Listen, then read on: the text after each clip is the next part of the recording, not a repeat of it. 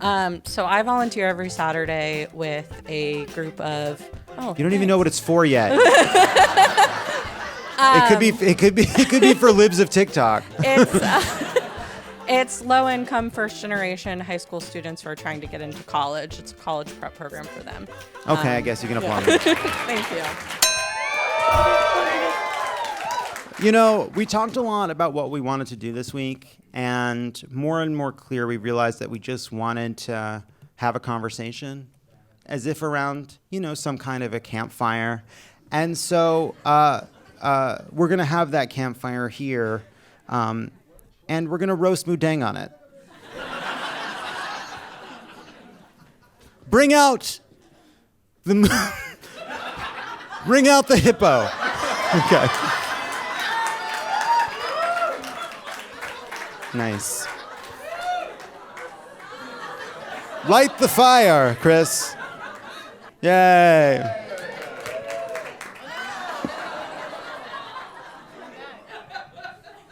I think you want to hit allow.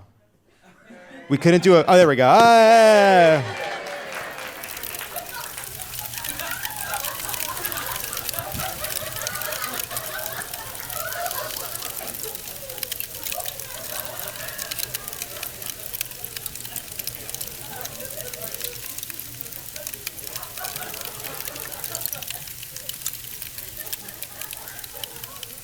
Nice. All right. Well, I think we could turn on the fire noise. All right. So Chris is going to be out there, and let's just, if you have questions, thoughts, things you want to ask about, things you want to talk about, let's bring the lights up just a little bit. Got a question over here. Okay, I have two questions, interrelated. Will the Democratic Party ever genuinely reckon with two aspects that I haven't really heard you mention? I mean, you mentioned a couple times, but sort of in passing. One, they didn't actually, the candidate that we got was chosen by the donor class in a closed backroom door, number one. Okay. And number two, the Democratic Party for the better part of a year has been supporting a genocide. So will they actually ever reckon with that? Because I don't have faith that they will. So let's take those one at a time. One on how Kamala became the nominee. It was actually a front room deal. If Joe Biden, I think, if Joe Biden had right after the debate said, I'm stepping aside, and endorsed Kamala, or said, I'm stepping aside and I want there to be an open process, I think there would have been time. But by the time we get to the moment Joe Biden steps aside, there was very, very little time left. Now, when Joe Biden says, I am not going to be the candidate and I'm throwing my support behind Kamala Harris, in that weekend, we had Doug on the show, and I was like, what was that like? And he was at a Soul Cycle in Los Angeles.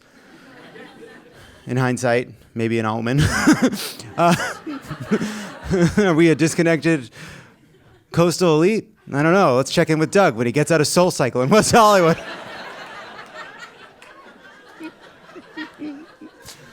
Are we a disconnected coastal elite? Not according to the people in my Pilates class this morning who are worried about the country. But Kamala Harris, what Doug said is by the time he got out and spoke to her, Kamala Harris was already working the phones and had already decided that she was going to pursue the nomination. Now, in that period of time, there was actually nothing to stop Gavin Newsom from putting out a statement saying, really glad Joe Biden made this decision. No, he's throwing support around Kamala Harris, but I'm asking all the senators and donors and everybody to take a moment before they endorse, because the Democratic Party deserves a say in this. The delegates deserve a say in this, and we ought to have a contest. There was nothing stopping Gavin Newsom or Gretchen Whitmer or Wes Moore or Raphael Warnock or any of those senators or governors from saying, Jared Polis, any of those people from saying, I want this nomination, and Joe Biden doesn't get to choose this nomination. The delegates to the Democratic Convention get to choose this nominee. Joe Biden decided he was going to put his finger on the scale for everyone else. Absolutely, he did that. He absolutely did that. And a bunch of people went along with it. Every one of those delegates and every one of those senators and every one of those governors. Now, I think it speaks to something about the fact that none of the people who I think want to run for president and wanted to run for president and would have run for president if Joe Biden hadn't stubbornly just insisted that he was going to be the nominee. I think it says something that none of those people said, you know what, fuck it. For the good of the country, for the sake of the country, I think that he has big liabilities as an incumbent. I think his age is too big of a factor. I've seen all the polls that say it's a huge problem. I'm going to challenge him. Nobody took that chance, right? It says something about this crop of people. Maybe they're too careful. Maybe they're too cautious. Maybe they were right to not challenge him because it would have, maybe they would have been wrong to challenge him because it would have led to a contentious fight that they ultimately would have lost and would have wounded Joe Biden, right? We don't know. We don't get to do the counterfactual. But that didn't happen. Kamala Harris worked the phones and she became the nominee. That didn't happen in a back room. That happened in front of all of us. Now, you can be mad at Joe Biden for doing that, but that wasn't a decision of the donor class. That wasn't a decision of any group of people in the back room. That was Joe Biden on television and Joe Biden in a statement saying, I support Kamala Harris. Anyone could have fought that. Nobody did. Now, you can be critical of the people that chose not to challenge Kamala Harris or not to challenge Joe Biden. But I don't think you can find a back room where the decision was made because it happened on television.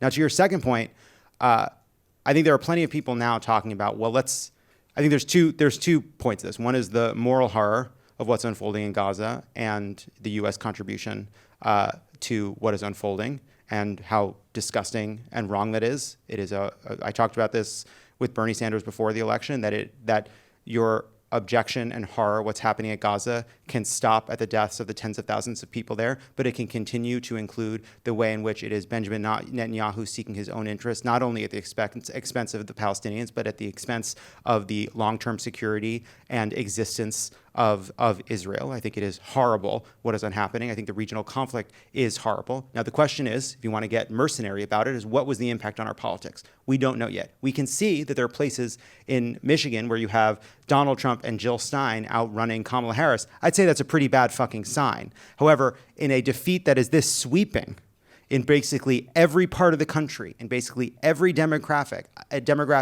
I think we ought to be careful about saying, hey, this issue that I take really seriously, that you're right to take really seriously, is part of this loss. It may turn out to be. It may turn out to be really important with the youth vote. I think that's totally possible.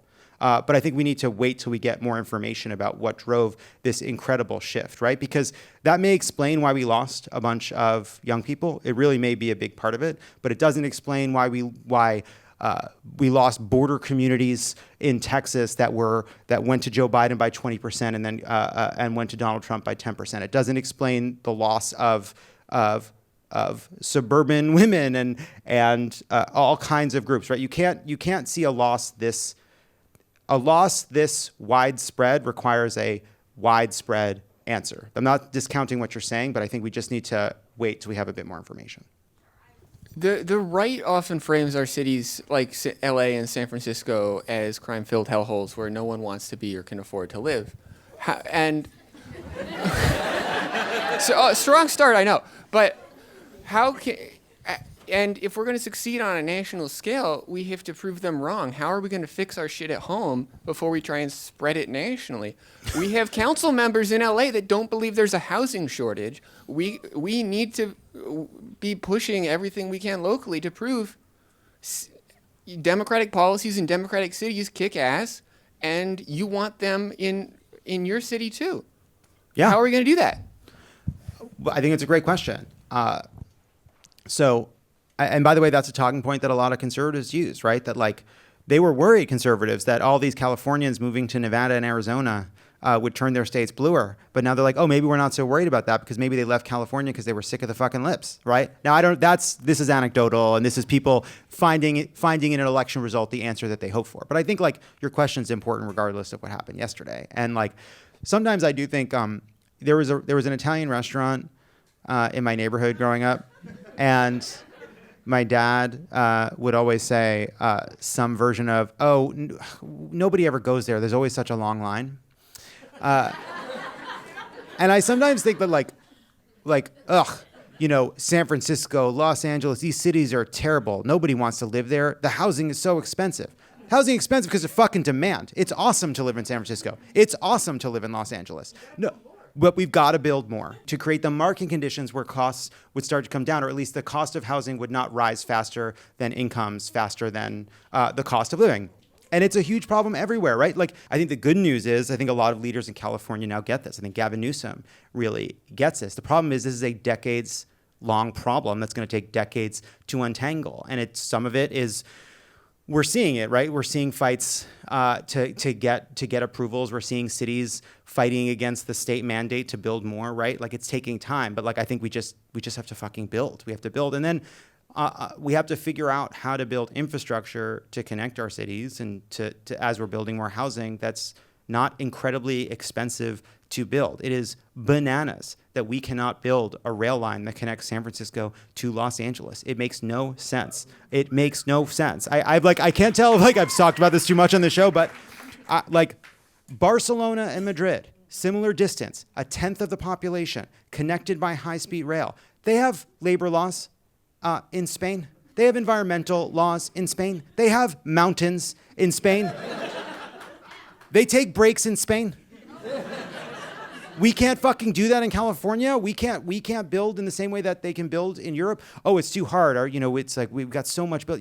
They build subways in fucking Rome around, I don't know, basilicas. Like like we just have a real problem. And I think it takes leadership. It takes a change in culture. It takes attacking laws that were put on the books for good reasons that have been exploited by bad actors. It takes reforming those kinds of laws. It's hard. The YIMBY forces are rising, and I think are ultimately going to win out. It's just hard. And I think at the local level, we got to make sure we elect people that aren't going to do like kind of economically ignorant talking points instead of the actual policies that will make a difference. And it's a hard fight. We've got to fight it.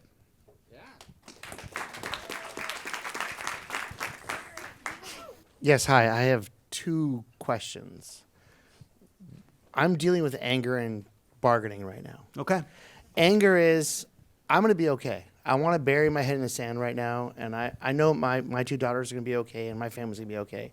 Bargaining is, and this isn't, I don't want to upset anybody because I don't think this is true, but Obama was to the right. It was like just so bad. The worst. They're going to take all our guns and all that stuff. Is Trump, I know we lived through 4 shitty years, but is Trump going to be the boogeyman and not be as bad as we think?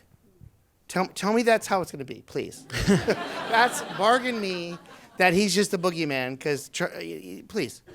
So I think we don't know. And, one of the challenges we had in this election is we said Donald Trump is going to be the end of democracy. Donald Trump is a radical who is going to be an authoritarian. And a lot of people said, but wait, he was already president. And those terrible things didn't happen. Now, a lot of terrible things did happen. Overturning Roe did happen. He did try to invoke the Insurrection Act, right? He did try to do a lot of terrible things. He did do family separation. So I think there's some gauzy memory there. But, when we just spent, when Joe Biden says he's running to save the soul of democracy, and we just mount a campaign that is about the threat Donald Trump poses, it is a bit it creates a bit of weather to then have Kamala Harris and Joe Biden go out there and say we're going to be okay. And I think the way you square this, we just don't know. And whatever happens over the next 4 years, the risk of Donald Trump was real, and the threats we were worried about were real. The danger is real. Does that mean every one of our worst fears come true? No. But does it mean he won't, over the next 4 years, endeavor to do terrible things without the institutionalists and guardrails that he had before? Of course. I just don't think we know. And by the way, one thing we know is we don't know that you're going to be okay. And we don't know that your daughters are going to be okay. And you don't know that. And it'd be nice if you did, but you don't. And none of us do. And that's how it goes. Because we don't know how far they will go. And I'm just not right now feeling like pretending otherwise. And it will be up to us to be vigilant, to be honest about that, to not be afraid of things that haven't happened, but to not pretend they can't. And beyond that, I don't know yet that we can say. So, as I approached the bottom of the bottle of Ambien, trying to get sleep, things got crazier. Obviously, with the pending Trump's first real act, which will be to pardon his own ass. What the thought came to me is, what would happen if Biden pardoned Hunter, his whole family, himself, and basically everybody who Trump could chase for the next 4 years as a final act? So love where your head's at. When I was in a dark personal place about, I don't know when exactly this was, but I took an Ambien, and just as I was falling asleep, my friend Sarah called, and I remember the beginning of the conversation, but at the end of the conversation, apparently I planned some kind of a Seder with my rabbi. And then I opened up my phone and created a dating profile on OkCupid, which I had downloaded for this purpose, set my region to the world, and then got the direction of swipe wrong. And so I woke up to an incredible array of global uggos.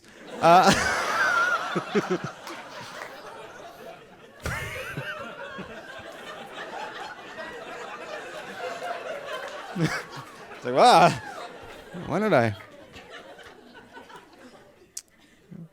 bring that up for an important reason. No, I don't know how far Joe Biden's pardon fervor should go. I'm sure there's reasons to not go pretty far, but I'm into it. And I will tell you something. I'm just like, pardon Hunter. Just pardon him. But you know what, Joe, I am furious at you. I'm mad at you. And I actually think you're going to be a big part of unifying the Democratic Party by accident, because we're all going to come together and say we may disagree about where Kamala should go left and where Kamala should go right, but we can all agree that this is Joe Biden's fault. But even still, I would like a pardon myself. I do think that being on Meet the Press saying that Joe Biden should withdraw probably has put me low on the list in terms of priority. But I like where your head's at. Hi. Hi. What do you think is going through the mind of, I think it was James Carville? I saw like an article in the Daily Beast where the headline was basically, she's got it in the bag. And I feel like, what is going through his head when he's putting that out there? I mean, I'm a publicist. I understand how media works. I would think someone smart like him isn't just doing the sleazy, SEO thing, whatever.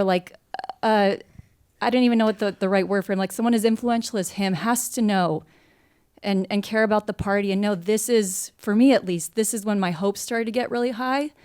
And I know this is like an intelligent person who has intelligence about what's going on in this area specifically, but don't they know what that does to our emotions and how that crushes morale and that's a risk? And what is going through their heads when they're saying things like that?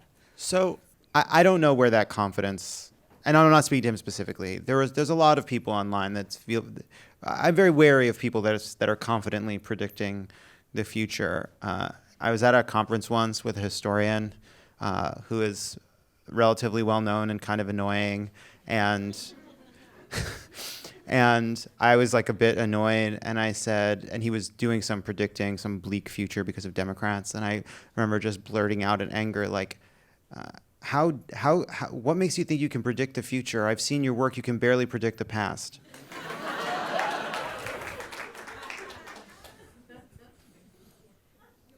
That's what I think about that. But look, the stakes were very high, and people want to reassure each other. And I think we made that mistake even worse in 2016, which was we privileged our emotions in the moment leading up to the election more than we did how we would feel if Trump won. We worried about reassuring each other in advance of the election more than we worried about doing everything we could to stop him. I actually don't think we made this mistake this year. I think the vast majority of people were pretty responsible. There are a few kooks out there being like, I've got the 13 keys, and the 13 keys can accurately predict every presidential election. Okay. Where are your keys now, bud? But for the most part, people were pretty circumspect. I think what happened in the last week, literally the last week, was Donald Trump closed terribly. He did a bad job. tons of stories inside of his campaign about how frustrated people inside of his campaign were about his rambling, incoherent addresses. The Madison Square Garden was a bad event for her, and Kamala was closing really fucking strong. That's real. And now, for all we know, we would have lost by worse if the last week hadn't gone so well. We have no idea, right? Like a winning campaign, everything they did was right. A losing campaign, everything they did was wrong. We don't know what the impact of all of that was, but we went into that race saying if the polls say it's tied, and it really is tied, and she's closing strong and he's closing weak, she has momentum, he doesn't, well, we would rather be, and I think that this is as far as we were willing to go on Pod Save America going into Election Day, rather be her than him. That's how we felt. That's how it felt. And I think what we are learning now in hindsight is kind of realizing the truth of something we were all, I think, aware of, but not fully understanding just how deep the issue was, which is that whole conversation. He's alienating Puerto Rico voters. He's alienating voters from Puerto Rico who are texting their group threads and are upset about the joke, and he's rambling and incoherent, and he's threatening people. That whole conversation, it is contained, and it is simply not escaping to huge swaths of the electorate who are not only, we are silent to them, and they are silent to us. And they were voting on inflation, and they were voting on inflation the whole fucking time. And maybe there was nothing we could have said to change their minds. And we thought that the politics that Kamala Harris was practicing would be enough to overcome the headwinds that she faced. They weren't. Anyone who was more confident than that looks dumb today. So it's my birthday today. Happy birthday. Thank you. So there's a lot of space on the right side, like for podcasts. They may not be like conservative podcasts, but there's definitely space on the right for that conversation.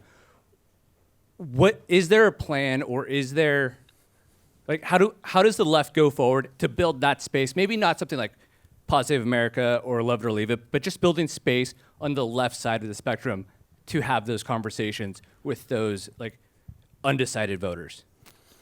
So I feel like there's a few parts that I want to tease out from what you're talking about.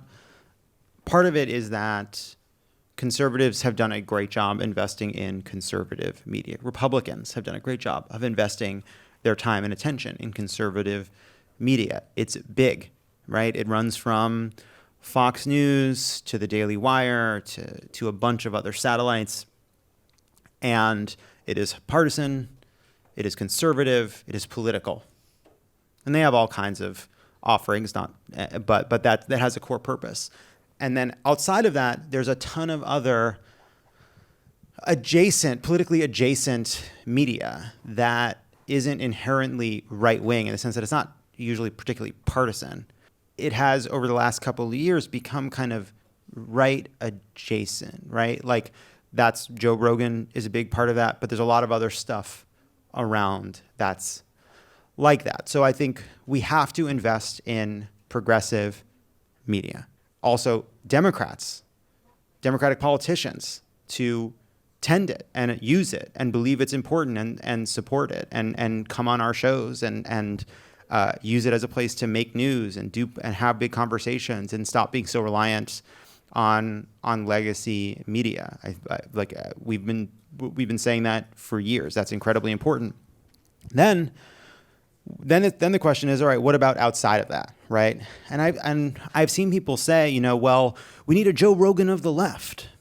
There's two big problems with that. One is Joe Rogan was, well,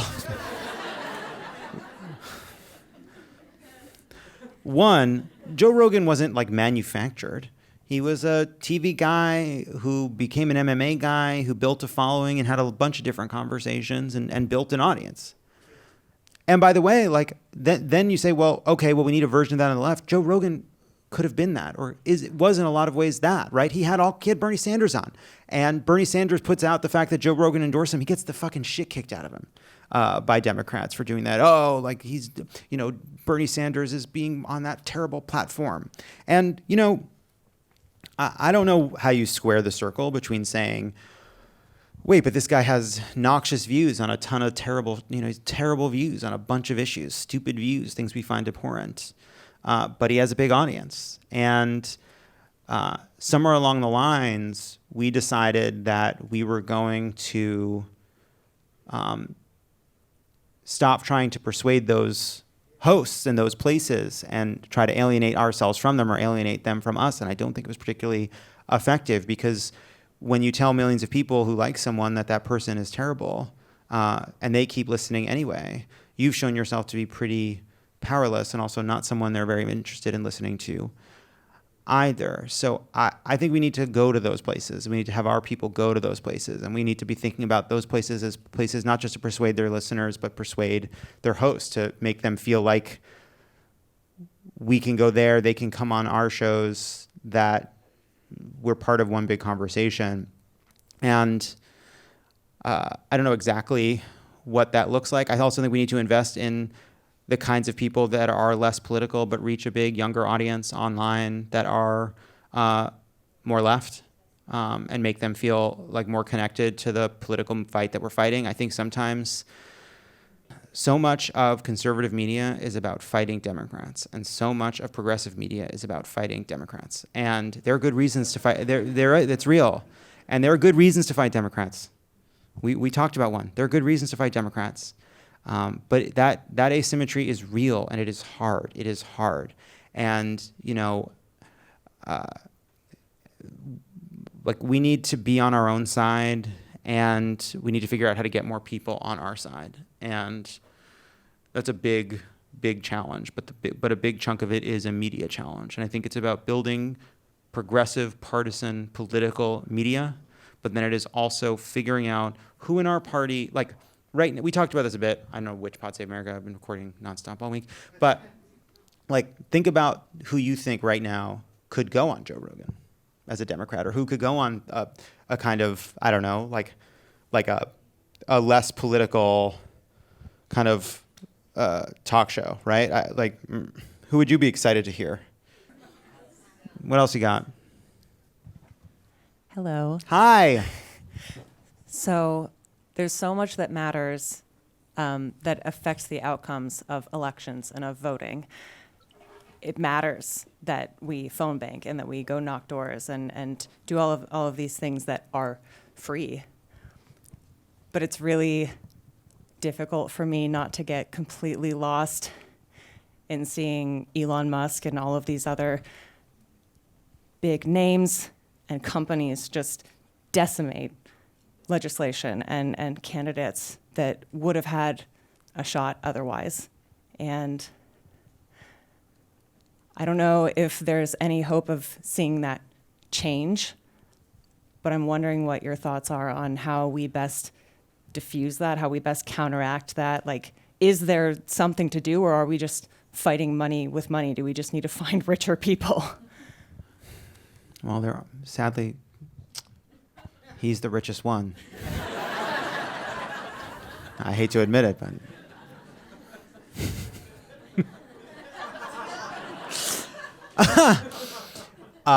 so again, like, I actually talked about this with Bernie briefly before the election, and he's like, it was one of his main concerns going in, which is that, like, we're just not doing enough to talk about corporate greed. We're not doing enough to talk about corporate ownership of our elections, money, and politics. We need to be talking about that more.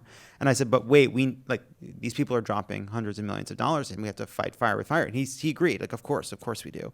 Andy Kim had a thread about this, talking about, he just won his race, and he was talking about how he won a couple of years ago in a Trump district, and he was talking about the conversation he had, and part of it was about how much disgust there is in politics, how much visceral anger, mistrust, and disgust there is with politics today.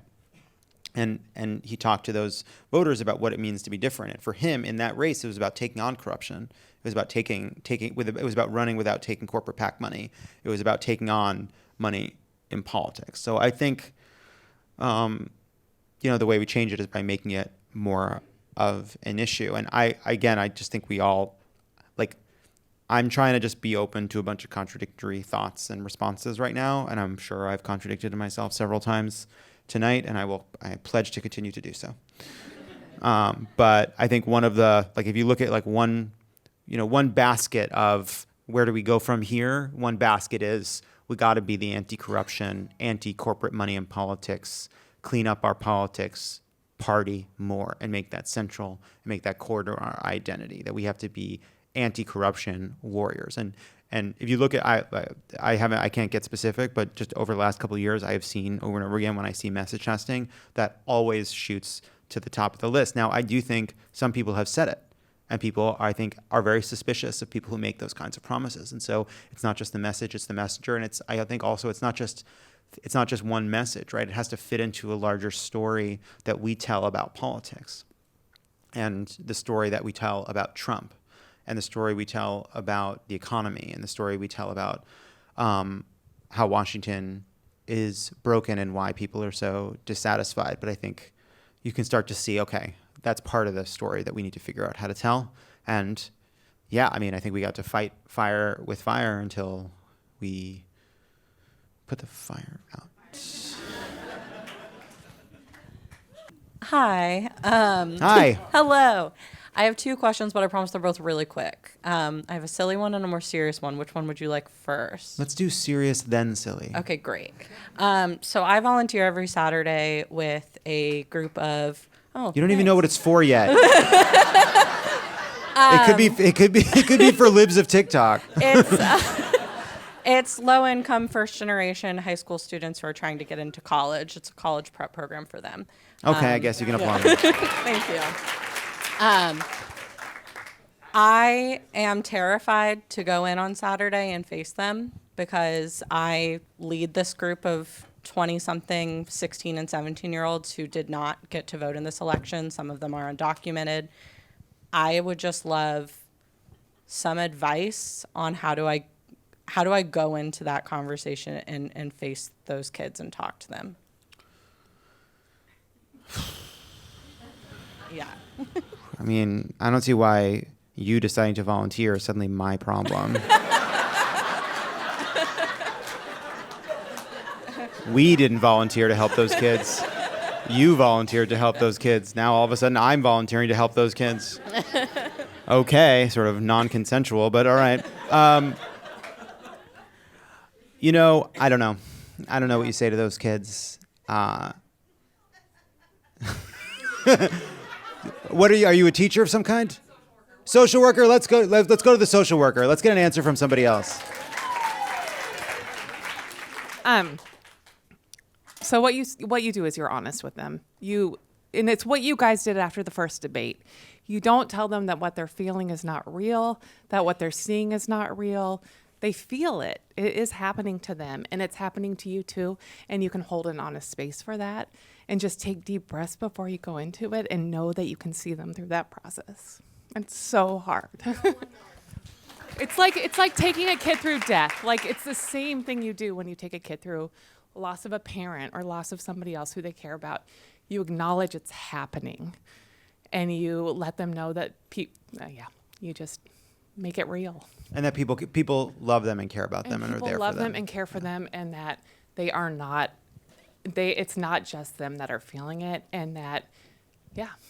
And you tell them you're still there. Yep, 100%. Yep, and that you will get through it too. Like, it will. Yeah. I was promised a silly question. Sorry. Thank you. I don't really know if you want it, but my question is, which loss was harder for you, this or Survivor? Really more of a cunty question.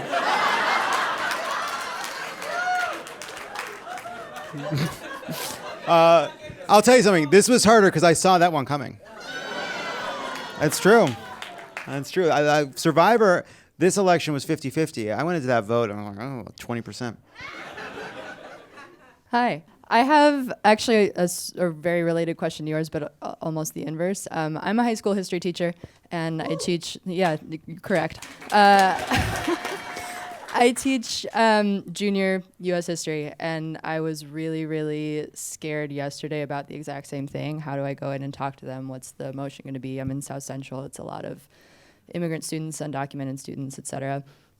And then I went in and had almost the opposite experience, which was that a lot of the kids were super indifferent. a lot of them were surprised to find that I felt like things might change. And I think I've seen this whole year a lot of apathy and realizing that they're 16 and that Trump has been a huge part of the conversation since they were like 7, and that they don't necessarily realize how abnormal this is. I'm wondering how to engage these people that are going to be voting in a couple years, but if they make the choice to do so, and how to inspire them to do that, and to kind of re-engage a lot of young people right now who are super, super unengaged and feel a lot of apathy towards all of it. I think it's maybe a good place to leave it, because I think what you're coming across is a part of a larger set of challenges. And, you know, if you step all the way back right now and you say, well, what's going on? We've been through a global pandemic that killed millions of people, that disabled a lot of people, that terrified all of us, that changed our society, that shut our society down, that made us all quite addled and anxious and a little bit coarser and a little bit strange.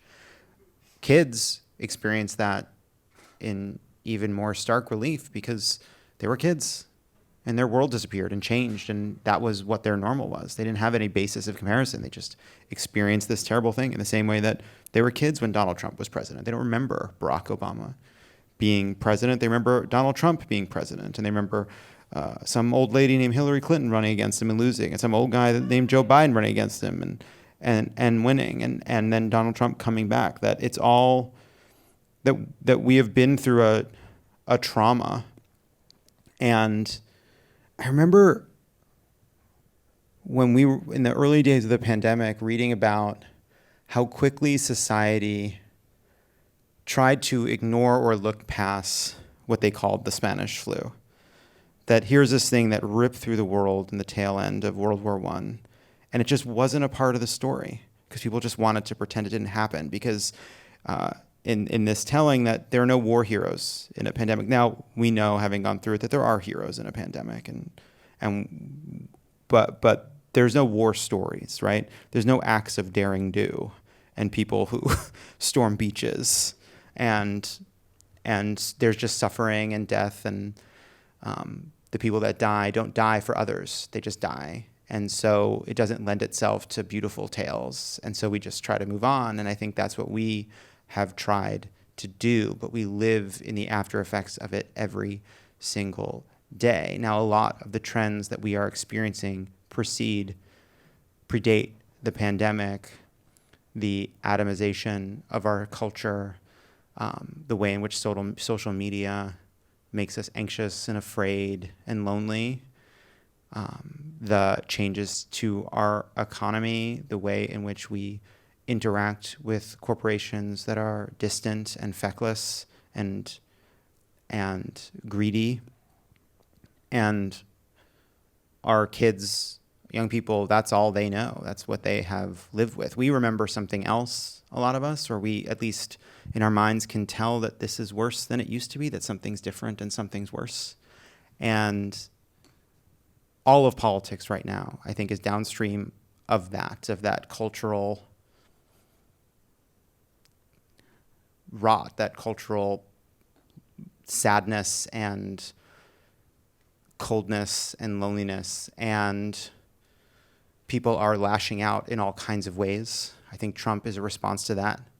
I think that his ability to come back despite the harm he did and the ways he made himself manifestly, demonstrably unfit, despite all that, managed to come back and win by an even greater margin as a part of that. But we as Democrats, I think we need to find a way to speak to it. And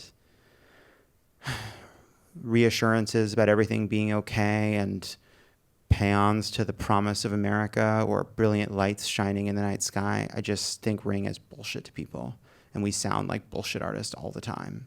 And I am interested in figuring out what it is that we can sound like that breaks through to people. And I don't know exactly what it is, but I know it means not sounding like politicians. And I think it means casting aside some of these kind of morality tales we tell about politics, about like the goodness of America and the greatness of our spirit and the indomitable American democracy and all the good that it represents for people, because people don't buy it and they don't really give a fuck. And that's a failure, sure, but it's true.